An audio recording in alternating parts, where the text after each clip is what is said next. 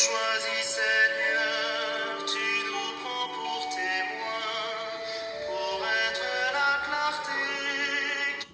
Chers frères et sœurs, paix et bien dans le nom de notre Seigneur Jésus-Christ. Une seule chose je nous propose aujourd'hui pour notre méditation. Partout où tu vas, n'oublie pas tes livres et ton manteau.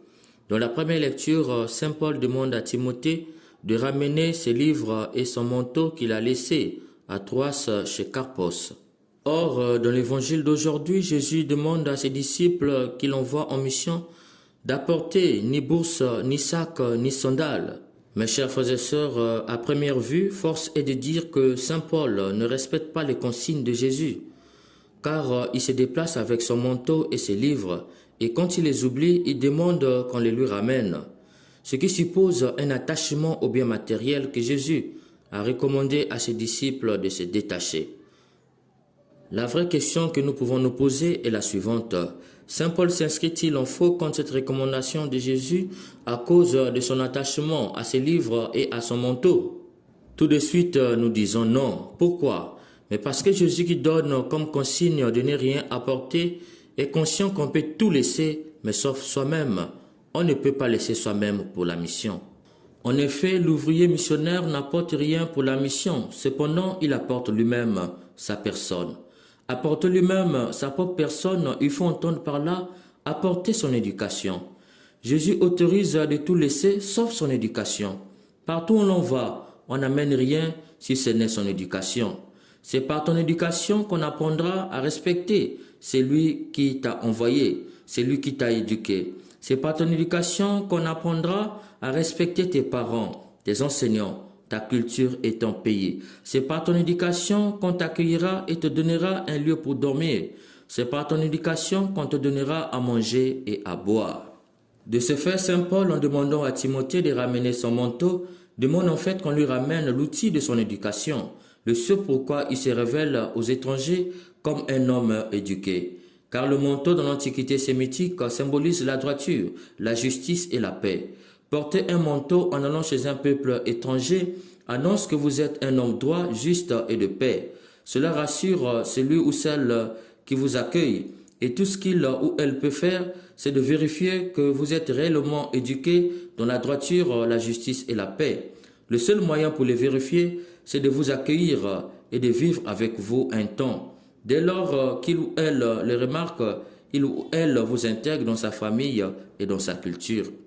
Les livres représentent le savoir et le savoir représente la lumière. Un homme qui lit est un homme qui vit dans la lumière. C'est un homme délivré de toute attache car il est citoyen du monde. La lecture nous délivre de l'opacité naturelle et de la barbarie. En lisant, on épouse souvent la culture de l'auteur, d'où le livre est un point jeté entre les cultures. L'écriture permet de fixer les idées, les réflexions et les récits. Elle assure une transmission fidèle de la connaissance en laissant aucune place à l'improvisation et à l'imagination. L'écriture traverse le temps sans être déformée. Saint Paul est conscient que les livres lui permettent d'enlever les préjugés sur les cultures des autres. Il n'est pas bon d'aller évangéliser les gens en ayant en arrière-fond les clichés. On peut comprendre l'efficacité de la mission évangélique de Paul chez les païens. Il connaissait leur culture et leurs traditions. Il se faisait accepter et savait quoi faire pour les rejoindre dans leur culture. Les livres éduquent celui qui veut aller ailleurs. Les livres est un outil d'éducation. Saint Paul est donc conscient que pour la mission du Christ, on n'amène rien sinon soi-même.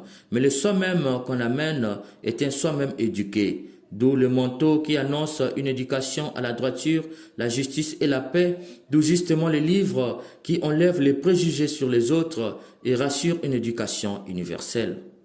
Mes chers frères et sœurs, tout peut rester, sauf tes livres et ton manteau. Oui, n'oublie pas ton éducation. L'éducation est l'arme la plus puissante qu'on puisse utiliser pour changer ou détruire le monde. Quand on veut changer une société, on commence par mettre les moyens pour assurer une bonne éducation. Parmi ces moyens, nous avions les bibliothèques. On reconnaît l'éducation d'une ville si elle est bonne par le nombre de bibliothèques et de ceux qui fréquentent les livres. Quand on veut détruire l'éducation d'une ville, on réduit le nombre de bibliothèques et on augmente le nombre de bars et des hôtels. Pour reconnaître la pauvreté de l'éducation d'une ville, il suffit de compter le nombre de bars et des hôtels. Mes chers frères et sœurs, nous sommes frères et sœurs par l'éducation, car l'éducation permet d'aider chaque personne à reconnaître et à épouser chez l'autre ce qu'il a d'irremplaçable, d'unique et de valeur, afin de grandir et s'épanouir à l'universalité.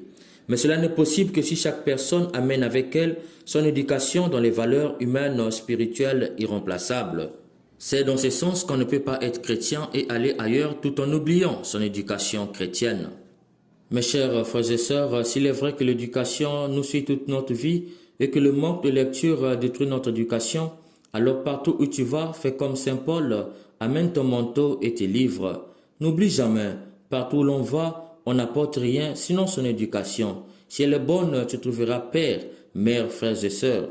Si elle est mauvaise, tu diras toujours, voici ce qu'on m'a fait dans tel ou tel pays. Ils sont mauvais. En fait, le vrai problème est que tu es très mal élevé. N'oublie pas, un messager sans éducation est toujours porteur de mauvaises nouvelles. Qu'il n'en soit pas ainsi pour toi. Amen.